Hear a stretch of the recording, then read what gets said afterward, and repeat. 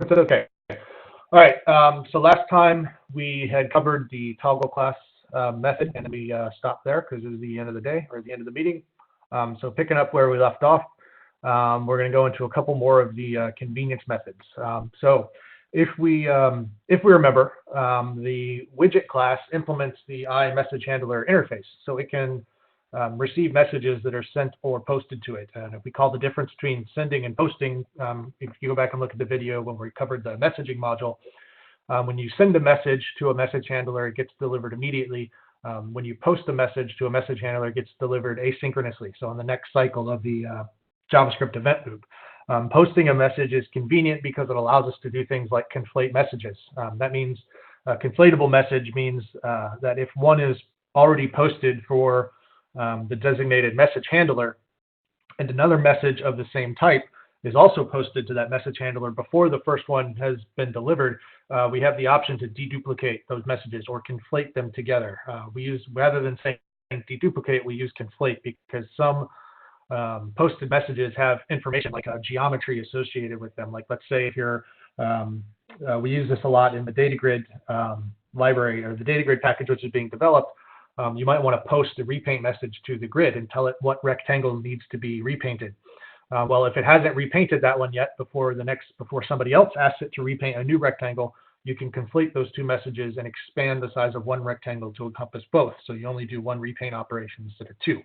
So that's why we use conflatable messages rather than just deduplicable messages or some other verb like that. All that being said, since the widget class is a message handler, and there are a bunch of framework-defined messages that get posted to widgets by the framework and by other widgets that are kind of core Phosphor widgets that have certain semantics, and they're used so often that we've got some convenience methods defined on the base widget class just to prevent the library user from having to write this same longer line of code all the time. So rather than every time you want to tell a widget to update itself, rather than having to do message loop, post message, provide it the widget, and provide this this singleton message instance, you could just call widget.update. So it's a lot simpler. So again, these are just convenience methods. You don't have to use them. We use them all over the place inside of Phosphor, but again, it's just a convenience method, just like the toggle class and add class methods are. So a little bit later, when we start talking about layouts and stuff, I'll actually describe in more detail what these messages are intended to do. But briefly, posting an update message to a widget, all that does is it sends it a message called update request. Now, how a particular widget processes that message is up to the widget, and it differs between the type of widget you're dealing with. So, for example, on some of our widgets, notably the widgets that have layouts, so like box panel and split panel and dock panel and that sort of thing, when those widgets get an update request message, since they have layouts, the layout interprets that message for the widget on behalf of the widget, and it interprets it as you should relay out your children. So in the case of the box panel, it's going to measure the current size that the panel has, and it's going to lay out all of its children to fit within that measured size. And again, that's specific to that particular widget. So the layout widgets behave that way. So update request means resize your children or relay out your children. For other widgets that are not container widgets or layout type widgets, so this would be like a tab bar or a menu bar or a menu itself or the command palette widget. Those widgets interpret it as you need to refresh your content. So if we recall that, well, I guess you'll see later, the content of a command palette and the tab bars and menus and that kind of stuff, that's all rendered with the virtual DOM. So basically posting an update request message to those widgets just get them to re-render their content. So this is a really handy method to call. For example, if you're basically every time you add an item to a command palette, the command palette calls this.update because it needs to re-render itself because it's got new content. Or whenever you type a character in the search bar for the command palette, it updates itself so that it can re-render its content based on what the current search query is. And since update is a conflatable message, this is a very efficient operation. So if you're slamming keys down really fast, or you do some operation where you add a bunch of items and then you manually set the search text to something else, or whatever basically whatever it is that you do to modify the command palette, it's only going to update itself once per cycle of the event loop. So it's you get some automatic efficiency by using these conflatable messages. Chris? Yes. So before you just mentioned one cycle of the JavaScript event loop, but just clarifying that these post messages are actually on the render animation frame Yes. event loop. So it's actually like 60 times a second, which is far slower than the actual JavaScript event loop. So the event loop here is the message event loop, which runs at the animation frame speed. Is that right? Yeah. So the event loop is cycled using the request animation frame processing of the JavaScript event loop, which you have to read the standard. Some browsers implement it differently, but yes, it's up to 60 frames per second.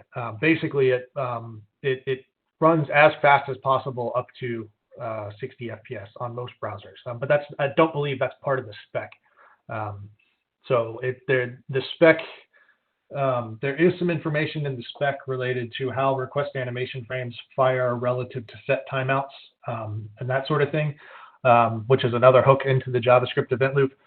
It turns out that request animation frame is the most efficient way to get something into the JavaScript event loop. That's why I use this method rather than using like a set timeout of 0, because it's a more reliable way to get messages than using a set timeout, which can end up stalling on certain browsers. So yes, it's under the hood, it's using request animation frame, but I don't believe there's any guarantee in the spec about what the limit of that is in terms of FPS, if I recall correctly. Right. I'm just trying to disambiguate when you say event loop. You're talking about the Phosphor event loop, which runs at the animation frame speed right now. Well, in this case, you would call it the Phosphor message loop. Not the yes. loop, but, thank you. Yes. Okay. Great. Which is co-opting the JavaScript event loop in order to do its processing. That's right. Yeah. Okay, moving on. So the fit method is just a convenience to post a fit request message to the widget. And again, this is interpreted separately or differently based on what kind of widget it's posted to. All of the widgets in Phosphor either A, ignore this message if they're leaf content, like a menu is not going to do anything if you post a fit request, it's just going to ignore it. For the widgets that have children, the layout widgets, they will basically remeasure all the minimum and maximum sizes of their children, and then update their minimum and maximum size to ensure that they have enough space that they can lay out their children within that space. So whereas you can think of an update request for a layout widget being a top-down approach, where you're saying, hey, parent widget, go ahead and relay out your children to refit, to basically fit within the space that you currently have allocated. A fit request goes from the bottom up. So it's basically a child would send this to its parents, and when the user does something to affect the minimum or maximum size of a particular widget, that widget is going to post a fit request to its parent, and that is interpreted by the parent as saying, hey, one of my children has changed their minimum and maximum size, so I need to make sure that I have my minimum maximum size set appropriately so that I can fit all of my children within the space I'm allocated. And so that's a recursive process that goes up the tree rather than down the tree. So you basically have two things. There's the update request, which is lay out your children, and there's the fit request, which is, hey, tell my parent something's changed, and they need to reallocate their space entirely. Can you just talk real quick about the resize message, which is often right in this sort of same event process? I know we'll get resize a little bit later on, but fit and resize seem like they're fairly closely linked usually. Yeah, so I think we talked about resize a little bit when we initially started talking about widgets, so last week's call. But again, whenever the contract is that whenever a widget may have changed size, not has changed size, but may have changed size, it should be sent a resize message. Now, in most cases, this is handled by the parent widget, because the parent widget is responsible for laying out its children. And so if a parent widget goes and lays out its children, that particular layout is going to detect when it's resized a particular child, and it's going to send that widget a resize message to let it know that it's been resized. So you can basically see this flow of information up and down the tree. So in response to an update request message and a parent relays out its children, that's probably going to involve, if the child widget has changed size, part of that process is going to be sending a resize message to that child widget to know that it's changed size. In response of that widget getting a resize message, if that child widget is itself a panel layout, it's going to need to resize its children because it's changed size, so it needs to relay out its children. So this is a top-down process where resize messages flow down the tree. Contrast that to a fit request message, which flows up the tree because, and this is actually a good point where this allows us, this particular flow of information of fit requests going up the tree, resize messages going down the tree. This is what allows us to achieve layouts that aren't possible with CSS. So in CSS, there's no concept of expanding a parent DOM element to fit the bounds required by its children. It's always done the other way around. It's done from the outside in, whereas this is an inside-out layout algorithm. So if a child all the way at the very, very bottom of the tree says, I need at least 40 pixels by 50 pixels, and its siblings also say what their minimum size is, and the parent, based on whatever layout it's doing, needs to compute what minimum and maximum space is necessary for it to basically lay out the children without violating any of those minimum maximum size constraints. And in response to that, that parent widget is going to set its minimum and maximum size in CSS, which might affect its parent and so on and so forth. So you can kind of think of this as a two-pass layout where you have to go at the bottom of the tree, computing what your aggregate minimum maximum sizes are as you go up the tree. Once you get to the very top, at the very, very root widget of your entire hierarchy, you can compute, hey, I need this much layout space in order for all of my ancestor widgets to be laid out. And it can set its minimum maximum size and then lay out its children and then so on and so forth down the tree. So does that make sense? So you aggregate your size constraints from the bottom up, and then once you're at the top, you know how much space you need, and now you can go from the top down and lay everything out. So in recapping, the bottom message, the fit message goes up the tree, and then the top sends a resize message all the way back down the tree to all the branches. Is that a typical pattern? Yeah. Now, you can, there may or may not be breaks in that. Like if you've got a widget that, scrolls its children rather than, allocates its own minimum and maximum size, then you're going to have, then that fit request message is going to stop at that widget because that widget's like, hey, I don't need to change my minimum and maximum size because I have a scroll area, so I show scroll bars. So there's, depending on what kind of widgets you have and what hierarchy, it might not go all the way up to the top of the tree and it might not go all the way back down. It just depends on what kind of widgets you have, but that's the general pattern. And that allows us to do, what you can't do in CSS by itself. Great, thanks. Yep. Is this algorithm like a common one? Does it have a name, or was it inspired by, like you were saying, existing technology? No, it's been around for like 40 years since we had desktop widget toolkits. It's not new technology at all. It's just something that the web decided was not necessary to implement for whatever reason. Do you have do you have any references to like sort of a conceptual model for it? You mean like a named pattern? No, I don't know that I've ever come across a named pattern for it. But Qt works this way, WX works this way, WPF works this way. What else do I have off the top of my head?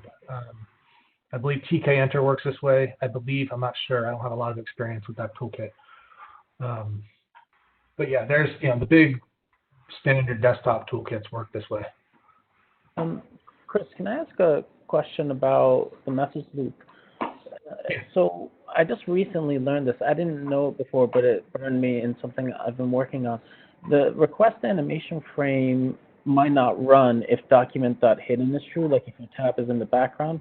Is that a thing that you care about, or do you think that's correct behavior that the message loop just shouldn't run if it's in the background? It depends on what you're trying to use the message loop for.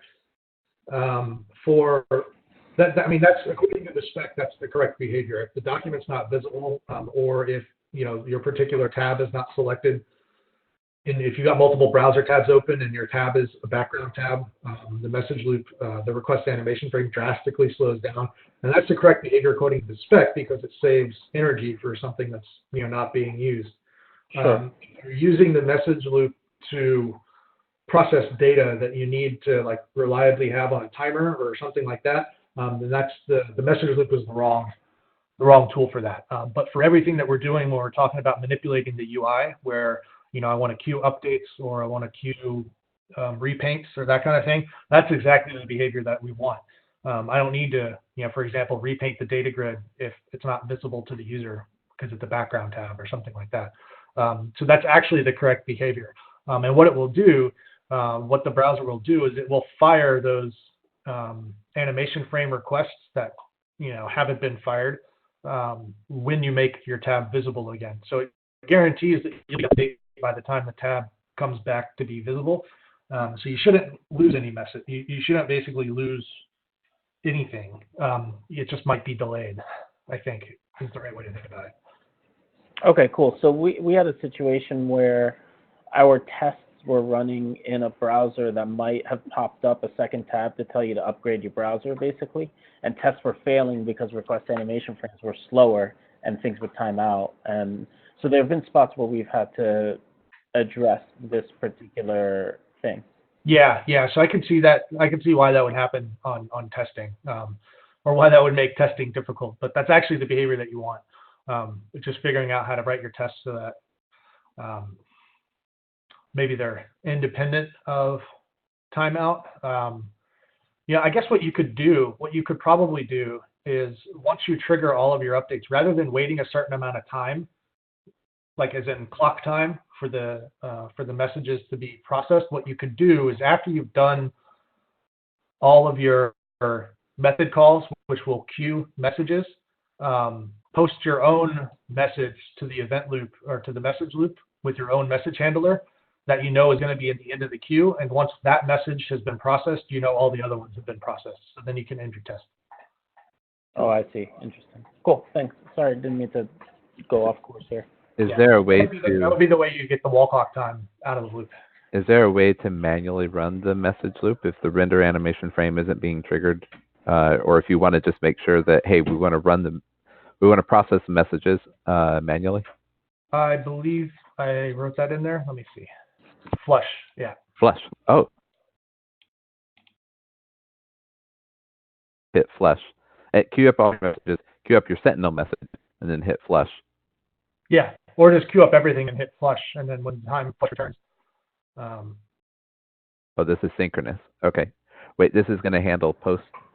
Yeah, this is actually how the Jupyter Lab shell handles restoration. It flushes the message loop because, it needs everything to be done in a predictable way. And this is synchronous, but it's handling the queued messages, so the posted messages. Yep. Okay. Because that's the only ones that are queued. Sent messages don't go in the queue. That's right. Okay. Cool. Thank you.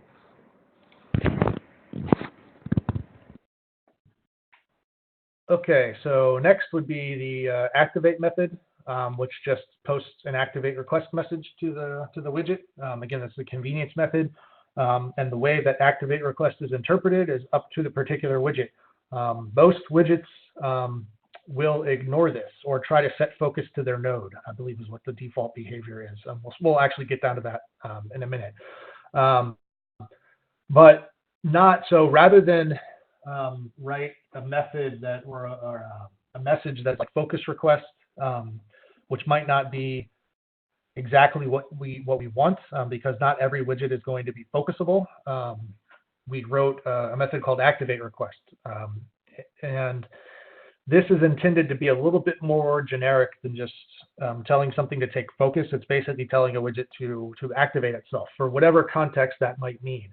So in the case of a command palette, it might handle the activate request by placing focus in the search bar for the command palette.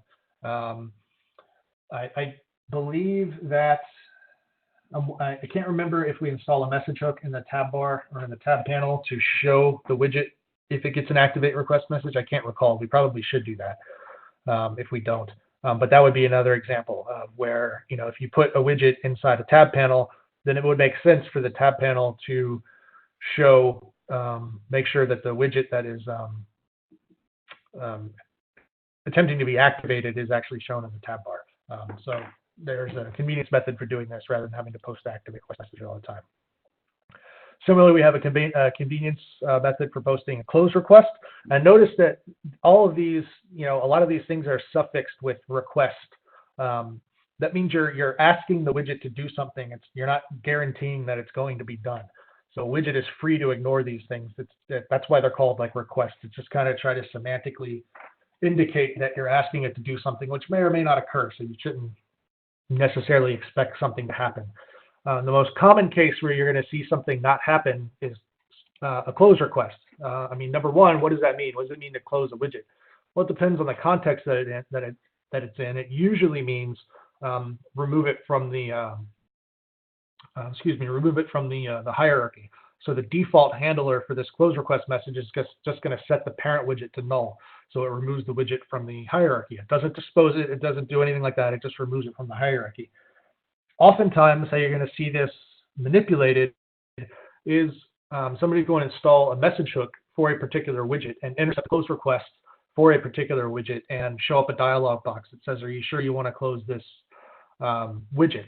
And kind of tying all this together to know how this works, when you put a widget in a tab bar, for example, and you've got the little X that shows up on the tab bar is going to handle the signal for closing that widget, and it's going to find which widget is associated with that tab, and it's going to call the close method on the widget. Now, you as a widget author might not want your widget to just be removed from the tab panel like that immediately. So what you can do is install a message hook for that particular widget and intercept that close request message that's going to be sent to it, and then decide to veto that message and throw up your own dialogue to veto the closing or ask the user to confirm close or whatever it is that you might want to do. I didn't invent this pattern. It's straight out of, again, existing desktop widget toolkit. So this is all, none of this is really new stuff. It's just an implementation in the browser of patterns that have been around for decades. Hey, Chris, Yeah. I'll just flag that all of these messages are singletons, just so that people are aware of what's going on. And two, the close is a send message, not a post message. So when you get when close finishes, does that mean the message is sent, or does that mean the message has been handled by the other widget? So send message is synchronous. That means Yeah. the message has already been handled by the time close returns. Yeah. Okay. So if you pop up a dialog box and you're waiting for user input, close won't return, typically until. Well, it depends on what type of dialog box you open. Sure. Fair enough. If you open the native browser dialog, that's the only way you can block the JavaScript event loop. Typically, most people aren't going to do that because they can't style it. So what they'll do is immediately veto the close message, so prevent it from being handled by the original widget. Then they'll open their own dialog, and based on what the user says, if they say yes, actually close the message, then in response to that, they'll manually set the parent widget to null for that particular widget and close manually rather than using the close method. Okay. So just flagging it's a send message for the close. Yep. Okay, moving on, we have the show and hide method. So we talked about this a little bit last week, where we were talking about the flags, that, whether something is hidden or whether it's visible. And this is kind of the hook into changing how those flags are. So basically show the widget and make it visible to its parent widget. Notice that it's not show the widget and make it visible on the page, because the parent widget or some ancestor widget of this widget may be explicitly hidden. And so I could show this one and make it visible, but since an ancestor is hidden, it's still not going to be visible on the page. So all this will do is make it visible to its parent widget. And this notice that it causes the explicit is hidden property to be false. If the widget's not explicitly hidden, this is a no-op. So the first thing we do is test to see if the widget is already hidden, because that's the flag we're manipulating in the setting. If it's already hidden, we do nothing, because it's a no-op. The next thing we do is, if this widget is attached, and we either don't have a parent or the parent itself is visible. So now if we remember the semantics of this visible flag, is visible means is the widget visible on the page? This means this widget is not hidden and none of its ancestors are hidden. So what that means is that if this widget has been explicitly hidden, then we pass this clause. And if this widget is attached to the DOM and it either is the root widget or its parent and all of its ancestors are also not hidden, then this widget is going from being invisible on the page to being visible on the page. So when we have that condition, we send a message that allows anybody else listening or having any hooks or any kind of layouts that need to respond to that. We send this a before show message. So what this means is that this widget is about to change its state from being invisible on the DOM page or invisible from the user to visible to the user. So that message gets sent. The next thing we do is clear the hidden flag. So that changes this is hidden flag from true to false. We remove the CSS class that allows the user styles or whatever to react to the fact that this widget has been hidden. Then we follow this same test again, just to be safe. Basically, what can happen is I'm sending a message here to this widget, and there's no telling what the processing of this message has done. So it may have given this widget a parent, it may have removed a parent, it may have detached it from the DOM, it may itself have changed visibility. There's, basically we have to assume that the entire state of the widget has changed after sending this message. So we test for that condition again. We still check to see if we're attached if we don't have a parent and the parent is visible. If that condition is still the same, now we send a message that says, hey, now we're done with going from being invisible to being visible, so now we send it an after show message. Again, same logic. We may have sent a message to this widget. A bunch of stuff may have changed, so we check to see if we still have a parent. And if we do, we send a message to that parent that says, hey, parent, you have a new child and it's been shown. So rather than being hidden, it's now visible. And this is useful for the parent to know if the parent is a layout widget. For example, box panels and split panels and all sorts of things ignore hidden children. They just don't show up in the layout, so they consume no space. So the parent panels and the layouts, they all need to know about that. So we send them a message to let them know that we've been shown. Similar logic in the hide method, it's just the opposite logic. So you still have a test to see if you're already hidden. It's the same logic that goes to the parents, and but it's instead of before show and after show messages, it's before hide and after hide. And rather than child shown, it's child hidden. Otherwise, the logic is identical. So I don't need to go through and explain all that again. But that being said, does all that make sense? So it seems like a relatively simple thing to just change a couple flags and add or remove CSS classes. But there's a whole bunch of ancillary behaviors that are associated with that that parents and children might need to know, and different parts of the framework might need to react to. And so we send these messages. And this kind of exemplifies why the messaging pattern is powerful, because you can send any message to any message handler, and you don't care whether or not they handle it.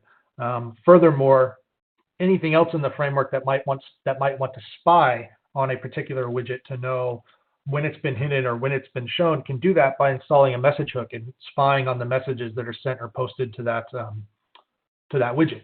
That's something you wouldn't be able to do if all of these things were just simple protected methods that were called directly on either the parent widget or the child widget. You wouldn't be able to spy on anything at that point. Any questions on that? Yeah. So it seems like when you have a child shown, there should be a fit request going around somewhere. Like if you were ignoring this child, it's now shown. Does this also essentially function as a fit request to the parent layout saying?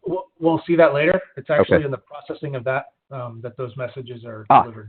Great. Okay. Great. Yeah. Yeah, and that's handled by the layout. Right. Depending on if it was ignoring things, if now this needs to be taken care of, then it'll take care of doing the fit request. Yes. Yeah. Because you're talking about child hidden and child shown. So whether or not that causes the parent to update its minimum and maximum sizes is going to be dependent on that parent. We don't make the assumption for it. The parent is responsible for handling that and telling us what changed. Great. Nice separation of concerns here. Good. Okay, moving on, we've got another convenience method, set hidden. This is just a convenience for calling hide or show based on the results of a Boolean flag.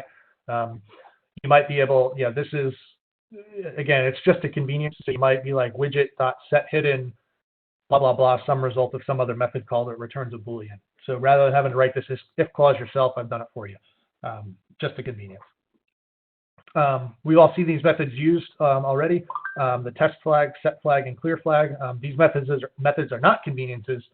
They're required because the flags variable is actually a private variable. So you have to have a way, public methods of manipulating those flags. So you don't actually deal, with the integers yourself or the numbers yourself. You just deal with the predefined flag enum and a couple of methods. So it's just a safer way to do it. All right, now we get into the, I guess, the last public method of widget, which is the process message method. And this is this method right here is what implements the iMessage handler interface for the widget. And it's basically, you're going to see this pattern pretty much on every process message implementation inside of Phosphor. And it's just going to be a giant switch case statement. Which is surprisingly really fast in JavaScript. The VMs do a really good job of optimizing a switch case based on the strings. Who would have thought? But it actually is quite fast to dispatch through a large switch case statement. So we can just go down one at a time. So the pattern that's done quite often in all of these cases, particularly for just this particular class, just the base widget class, is two things are going to happen. The first thing that's going to happen is the layout. So it's going to call this notify layout method. So let's just jump down to that and see what it is. So notify layout is simple. It's protected. So if you want to override it in a subclass, you can. You probably never will, and it will probably never be called directly by user code. But this is kind of an escape hatch. If you really need to customize something that the base class is doing with respect to notifying the layout, you can.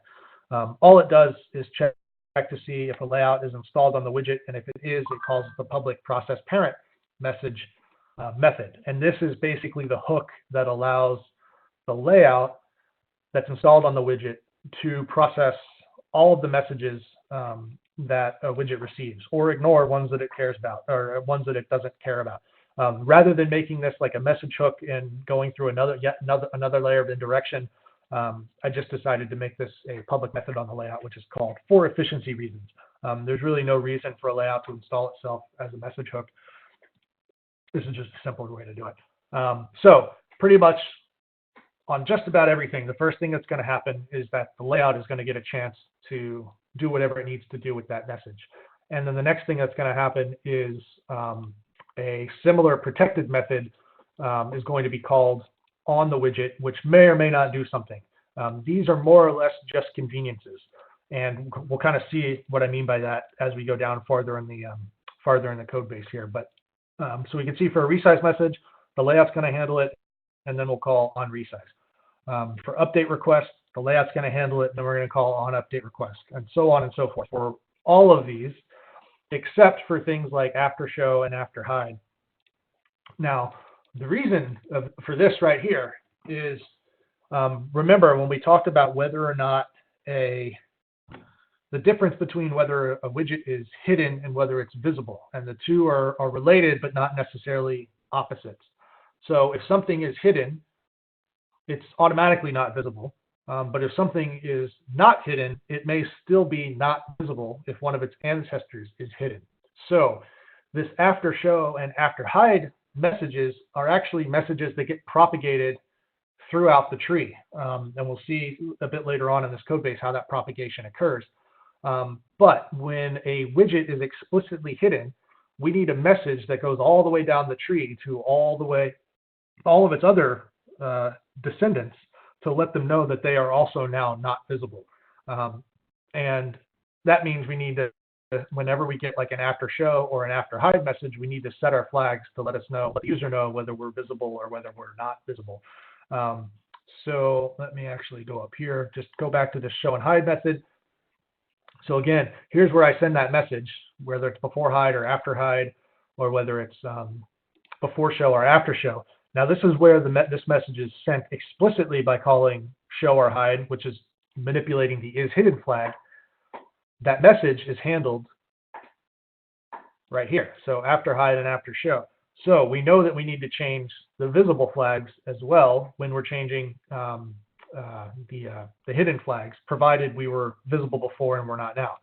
The other time that this message is dispatched is by a parent widget when it has gotten a before show or after show method or message. Those are also propagated, and we'll see that a little bit later on. So anyway, this is where those visible flags are manipulated for a widget. It's in response to handling those messages. It's a little bit, it can be a little bit hard to wrap your head around these messages because some of them propagate, some of them don't. But it's not necessarily circular logic, it's propagating logic. So it takes a little bit to wrap your head around it, but once you do, it kind of makes sense. So moving on, we got a couple other flags that we need to change, whether we've been attached from the DOM or whether we've been detached from the DOM. So if in the case where this widget has gone from being detached to being attached, we see this logic if the widget's not hidden and it has a parent and the parent is visible, or it's the root widget, then we are also now visible. So we need to change that flag. And then we also need to set the flag that says that we're attached, so on and so forth. After we've been detached, we are no longer visible and we are also no longer attached. So this is where those, again, this is where those flags are being set, and it's being done before the layout is notified.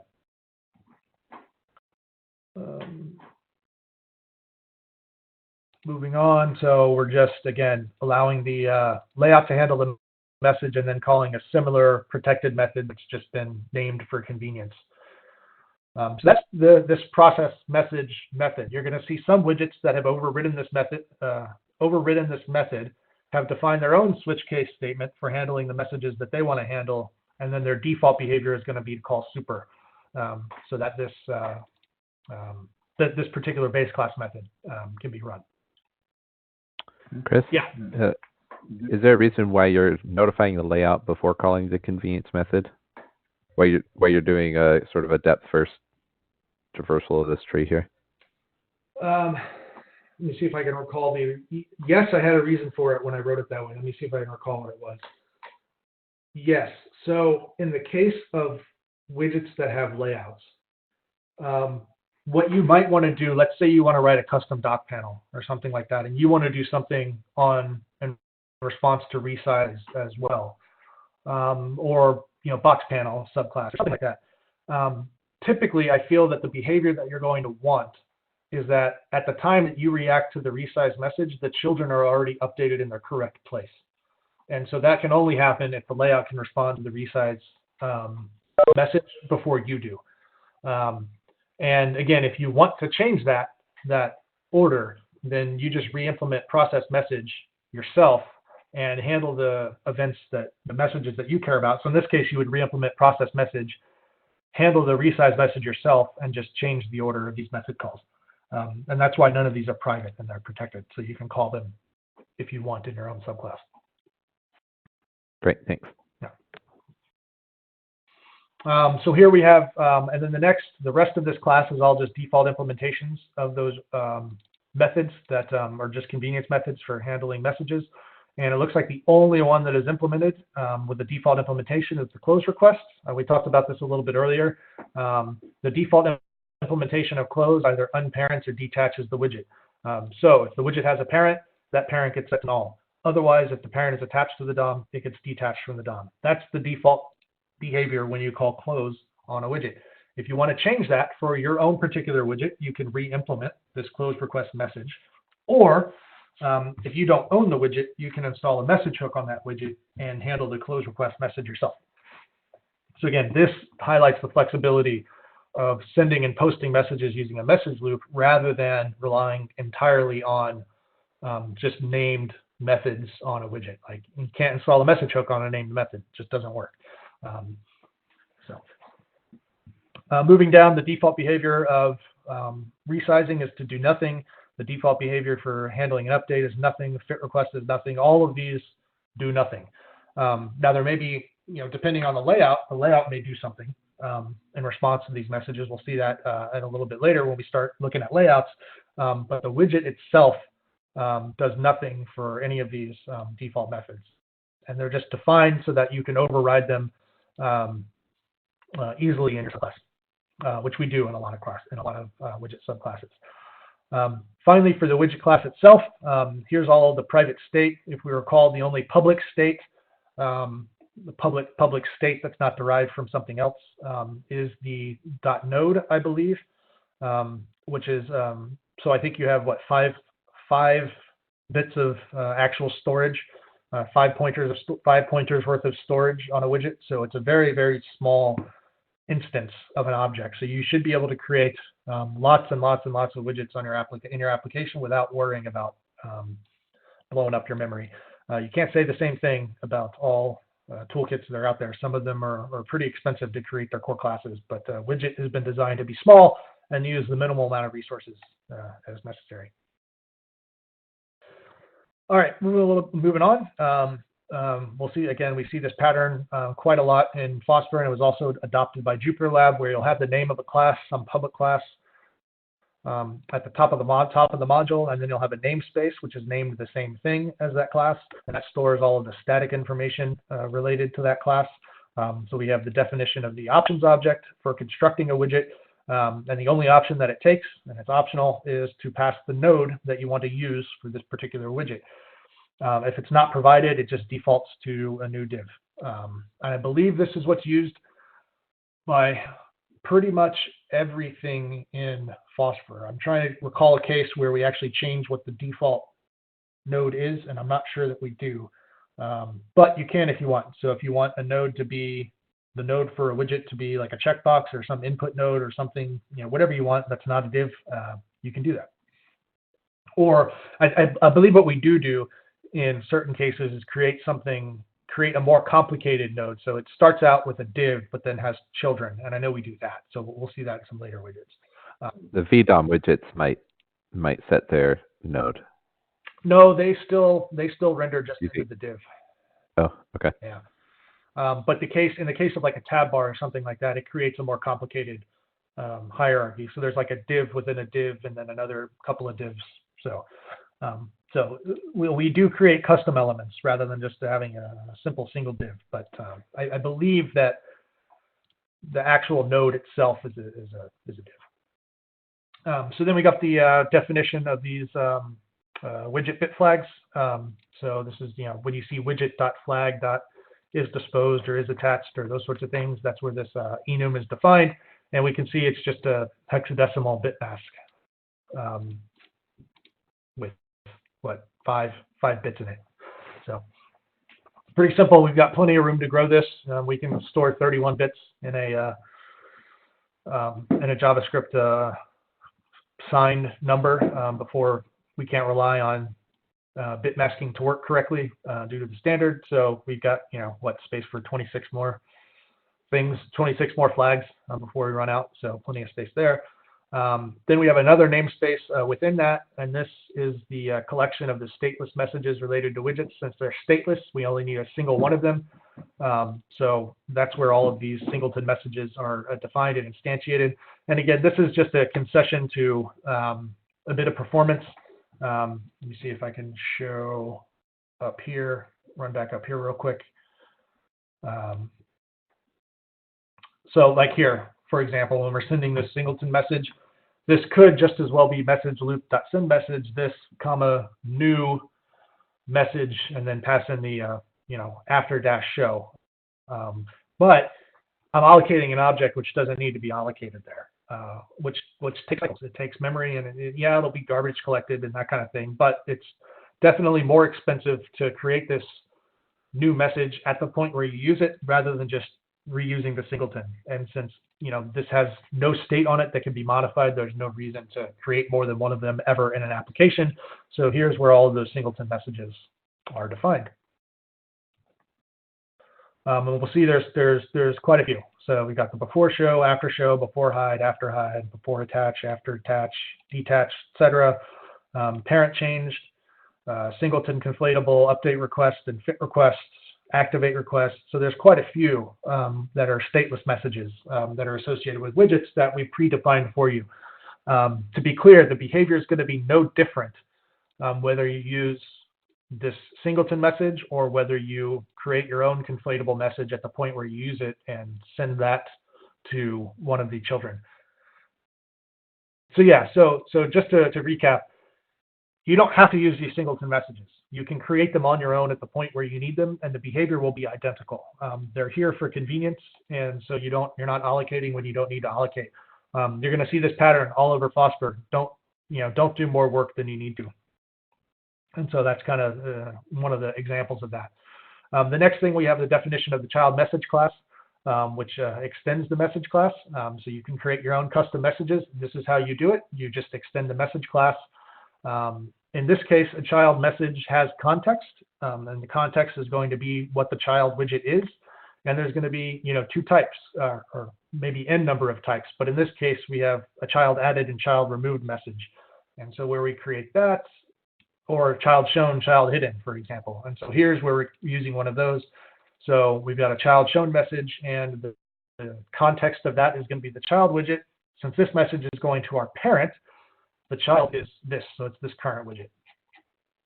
So there's the definition of that message. And then finally, we've got the definition of the resize message, which also extends the message, and that holds a width and a height. And so basically, this is the offset width or -1 if the width is not known, and offset height or -1 if the height is not known. Now, offset height, this has a good definition, an explicit definition in the standard, and it's going to be the, you can look it up in the Firefox docs, but it's the width and height of the widget, which includes the border. And so we use the box sizing CSS model for all of our widgets, and that includes the width and height of the borders in the width and height of the widget. So this is the definition of the resize message. And there's also a singleton of those in its own namespace, which is resize message unknown size. And that's a resize message with a -1 width and height. This message is used when we know that a widget has likely been resized, but we don't know what its size is currently.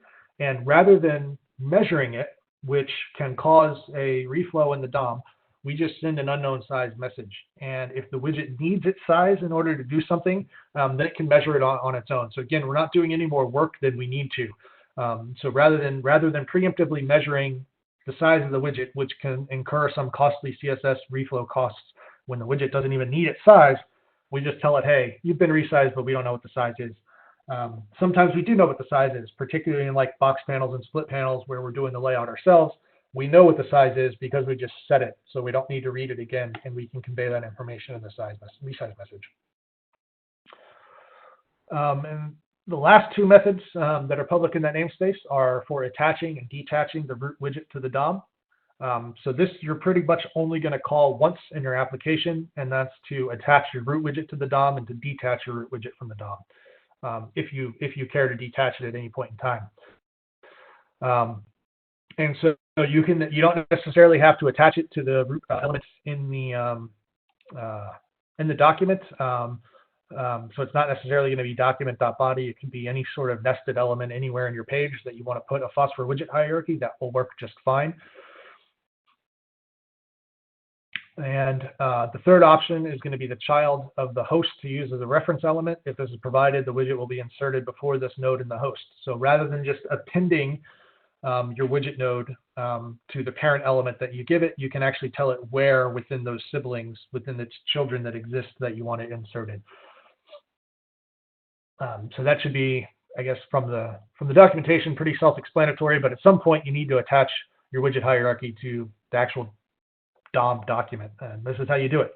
And so the first thing we do is check to see if the widget has a parent. And we throw an error if that's the case, because you can only attach root widgets if it's already been attached, or somehow you've manually mounted that widget's node to the DOM.